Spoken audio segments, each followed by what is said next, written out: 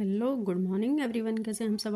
I hope आप सभी अच्छे होंगे। और ये देखिए, ये मेरे 5 बजे करंट अफेयर की क्लास के साथ दो काम स्टार्ट होते हैं, झाड़ू पोछा और करंट अफेयर, क्योंकि इसमें मॉब में भी मुझे 2 घंटे का टाइम लगता है और 2 घंटे आराम से लग जाते हैं घर की साफ़ सफाई करने में। मॉर्निंग टाइम है तो उसके साथ साथ ही मैं भी अपने करंट अफेयर की जो है करंट अफेयर्स की क्लास भी सुन लेती हूँ। सुनने से इतना तो नहीं, मतलब 100% तो ये नहीं होता कि दिमाग में रहता है, लेकिन हाँ कुछ कुछ चीज़ें हैं जो याद रहती हैं। और इस क्लास की ना उत्कर्ष क्लास पे जो सर पढ़ाते हैं उनकी ना एक बात है, वे ना मल्टीपल रिवाइज करवाते हैं। जैसा आज उन्होंने पढ़ाया तो कुछ अगर उसी से ही रिलेटेड कल को कोई क्वेश्चन आ गया करंट अफेयर्स में, तो उसी के ही जितना उन्होंने पहले दिन पढ़ाया था वो सब अगले दिन रिवाइज करवाएंगे। तो इसी तरह एक एक क्वेश्चन में मतलब ऐसा हो जाता है कि मैं 10 12 बार क्या होता है कि मैं रिवाइज करवाते हैं, तो इससे वो मतलब नॉलेज जो है उसकी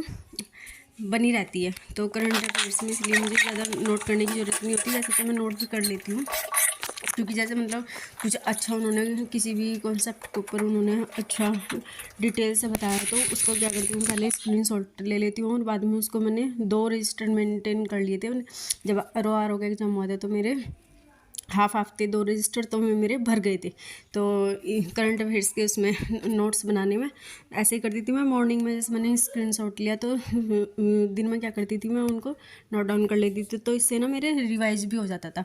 तो करंट अफेयर्स का तो मेरा जो पोर्शन है जो मेरे बारे में आया था तो वो मेरा अच्छा गया था।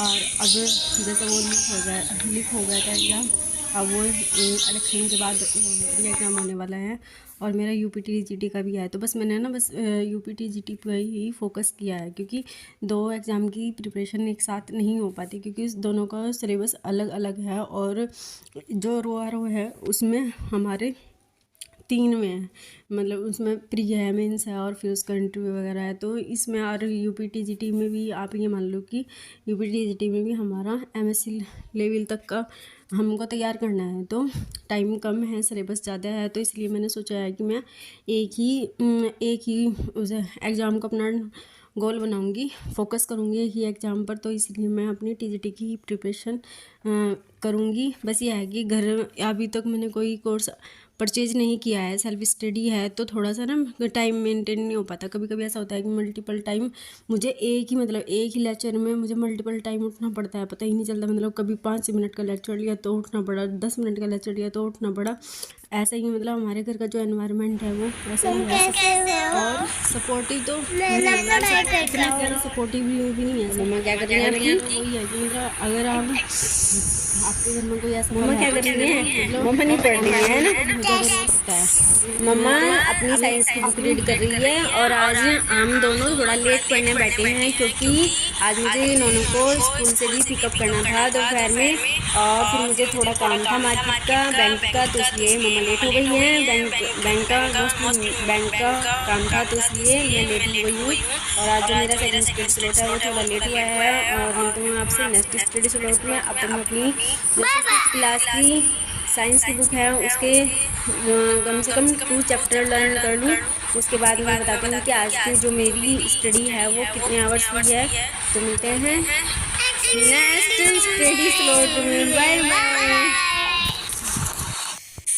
और ये देखिए, ये ना जैसे मतलब मैं कोई चैप्टर रीड कर लेती हूँ और तो फिर मैं ना उसी टॉपिक को क्या करती हूँ, ऑन मैग्नेट ब्रेन से एक बार देखती भी हूँ। तो क्या होता है कि उससे मेरा टू टाइम्स मैं उस चैप्टर को एक बार पढ़ लेती हूँ और एक बार सुन लेती हूँ, तो उससे अंडरस्टैंडिंग उस चैप्टर की के लिए मेरी क्या हो जाती है, अच्छी हो जाती है। अब तक तो ऐसे ही कर रही थी।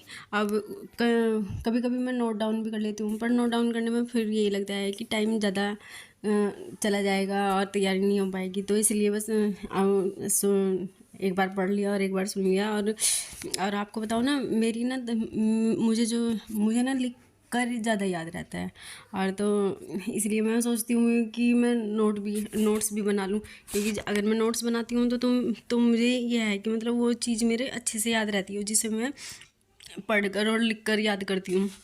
तो इसलिए बस अब देखती हूँ कैसा कैसा करना है कैसा नहीं, क्योंकि एक बार अगर मैंने सुन लिया तो वो मुझे उस पर वो होता है, मतलब विश्वास नहीं होता कि मतलब ये लेक्चर तूने सुन लिया और इसमें अब तो ये तेरे याद भी रहेगा या नहीं रहेगा तो इसलिए ना मुझे लगता है कि मुझे नोट्स बनाना तो बहुत ही ज़रूरी है। अब जैसे टाइम कम है तो सिलेबस को मैं कैसे मतलब अच्छे से मतलब मैं रिकॉल कर पाऊँ, कैसे याद रख पाऊँ, तो इसलिए मुझे ज़रूरी है कि मैं लिख कर ही उसे तैयार करूँ। तो इससे क्या होगा कि मतलब मेरी जो अंडरस्टैंडिंग है वो बेहतर हो पाएगी। तो ऐसा ही करूँगी। तो डेफिनेट तो नहीं कह सकती मतलब ऐसे ही करूँगी, लेकिन हाँ ऐसे ही अगर अपनी तैयारी को करूँगी तो कुछ बेटर दे पाऊँगी, एग्जाम में अच्छा परफॉर्म कर पाऊँगी।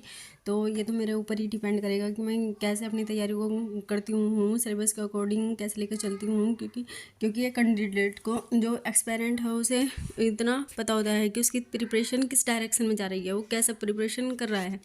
तो बस यही इसी उसके साथ आज का मेरा जो है स्टडी स्लॉट था। और यहाँ देखिए आज तो मैं जल्दी उठ गई थी, क्योंकि आज की जो मेरी प्रिपरेशन है दिन की तो मेरी वही 1.5 घंटा की हुई थी, क्योंकि यार किचन में भी मैं 5:30 बजे चली गई थी, क्योंकि जो मेरे फादर इन लॉ और मदर इन लॉ हैं वे साकुम्बर गए हुए थे, तो मैं 5:30 बजे आ गई थी। फिर उनकी चाय और